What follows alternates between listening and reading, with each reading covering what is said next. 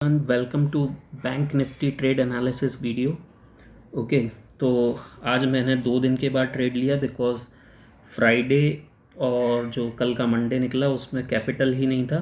Thursday को जितना भी कैपिटल था वो सारा इस स्टॉक्स बाय करने में लगा दिया, तो कैपिटल नहीं था तो देख ही रहा था, सिर्फ मार्केट को वॉच कर रहा था और बहुत अच्छे मूवमेंट्स आए थे। पर्टिकुलरली फ्राइडे को बहुत अच्छा ट्रेंडिंग मूव आया था नीचे की तरफ और फिर एक ऊपर का ट्रेड भी बना था आखिरी के घंटों में। ठीक है, एंड देन फिर कल भी ऊपर की तरफ अच्छा ट्रेंडिंग मूव आया एंड देन फिर नीचे की तरफ भी एक अच्छा मूवमेंट बना जिसमें दोनों तरफ के ट्रेड्स बन रहे थे।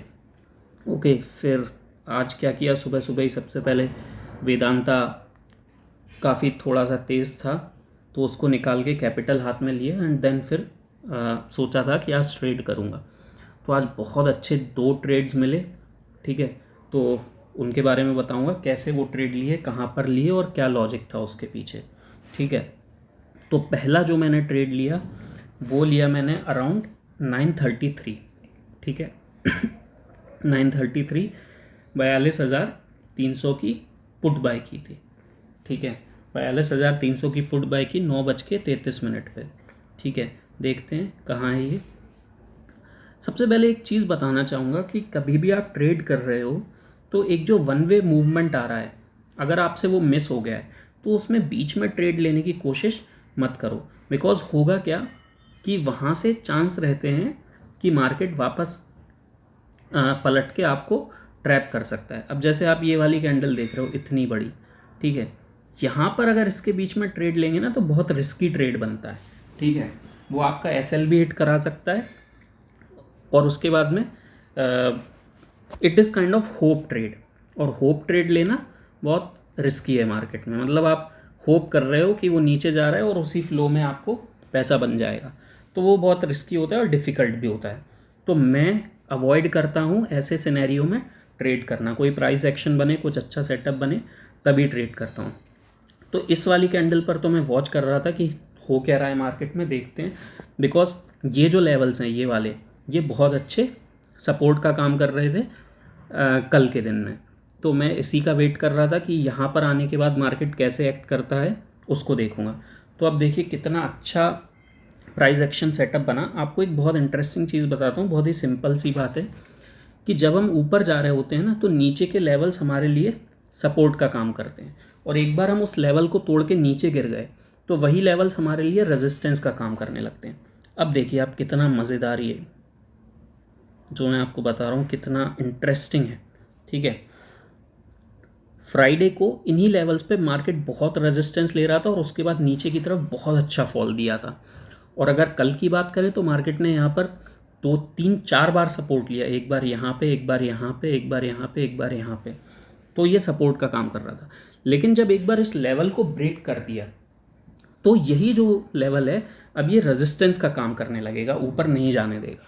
ठीक है, होता क्या है कि मार्केट में भी ना आम इंसान ट्रेड कर रहे होते हैं, उनकी भी वही सबकी कॉमन साइकोलॉजी होती है। हमें उस साइकोलॉजी को समझना है। ठीक है, कहाँ पे ट्रेड बन रहा है और उसके हिसाब से ट्रेड लेना है। तो यहीं पर मैंने क्या किया, 42,300 की पुट बाय की इस वाली कैंडल पर। ठीक है, ये वाली जो 9:30 बजे वाली कैंडल बनी है, इसी में 933 पर मैंने 42,300 की पुट बाय की। इसी मूवमेंट में ये क्या हुआ, थोड़ा सा ऊपर भी गया। ठीक है, तो मैंने क्या किया, इसमें क्वांटिटी अपनी डबल कर ली। ठीक है, जितनी क्वांटिटी थी 2x कर ली उसको, उसमें और क्वांटिटी ऐड कर ली। उसकी वजह से एवरेजिंग हो गई और मेरी जो प्राइस थी वो कम हो गई।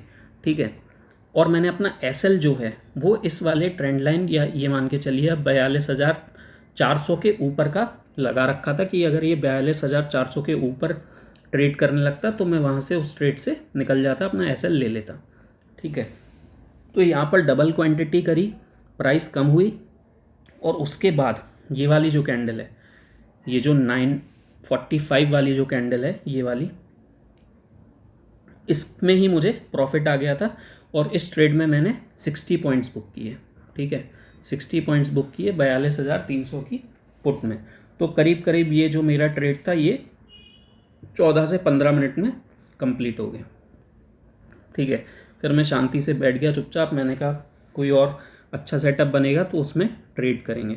फिर यहाँ पर मार्केट ने एक बार थोड़ा सा टाइम बिताया यहाँ के अराउंड, और फिर उसके बाद नीचे की तरफ एक बहुत अच्छा मूव दिया था। यहाँ पर एक अच्छा ट्रेड बना था, बट मैंने इस ट्रेड को नहीं लिया।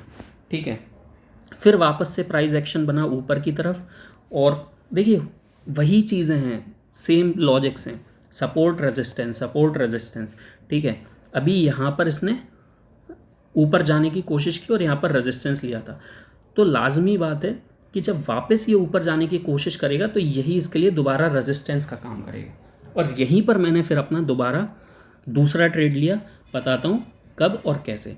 ठीक है, तो वो ट्रेड मैंने लिया कितने बजे पे, एग्जैक्ट टाइमिंग बताता हूँ उसकी। वो ट्रेड मैंने लिया 12:14 पे, 12:14 पे, और इस बार मैंने बाय की 42,000 वाली पुट। ठीक है, 42,000 की पुट बाय की, और इस बार मैंने जितनी क्वांटिटी सुबह ट्रेड की थी उसकी हाफ क्वांटिटी ट्रेड की। ठीक है, तो उसमें मतलब वो ज़ीरो और हीरो ट्रेड था।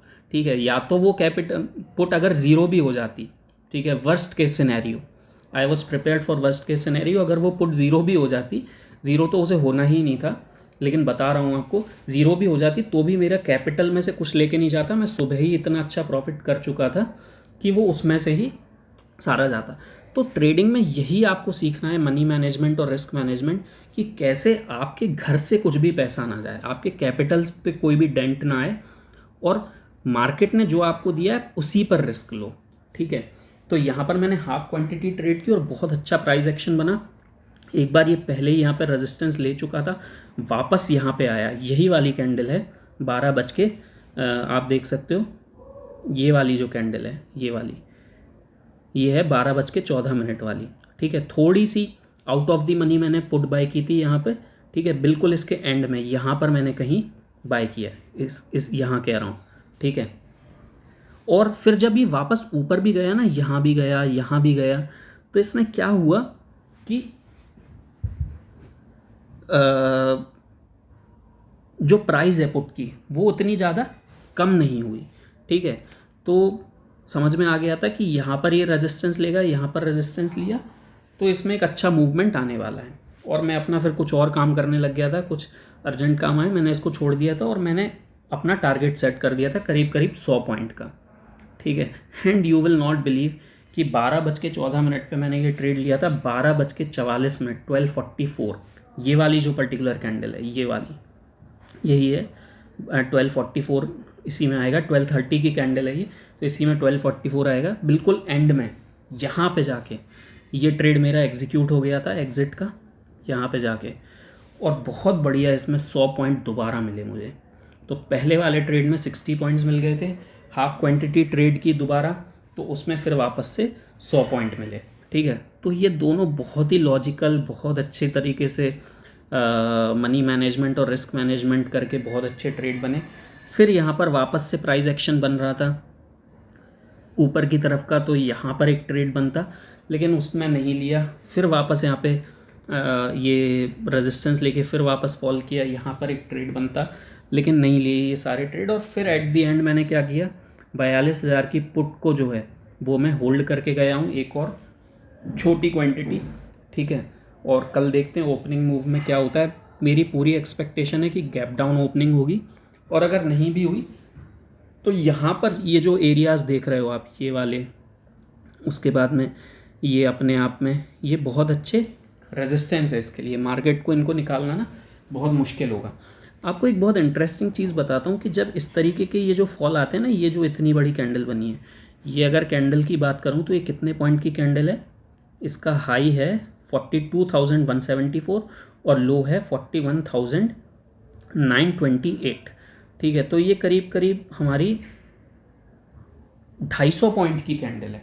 ठीक है, तो ऐसे में क्या होता है ना, जो 42,000 की पुट को सेल करके बैठे हैं, जो सेलर्स हैं, उनकी भी अनवाइंडिंग होने लगती है।